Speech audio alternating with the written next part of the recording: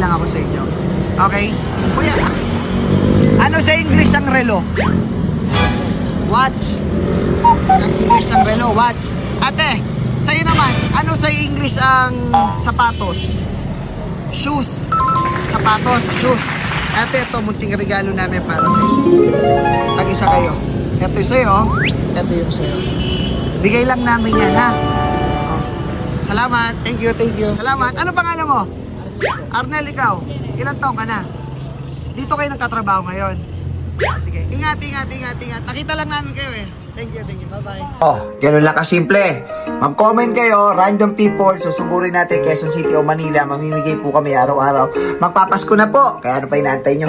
Pusuan nyo lang, i-like nyo lang dahil dito po araw-araw magpo-post kami. Kung gusto mo na sapatos, mag-comment ka lang, random people. Baka ikaw ang mapili namin tapos pupuntahan namin kayo dito. Kaya ano pa inaantay mo? Kailangan nakapuso ka, nakaparlo ka tapos i-share mo lang dito.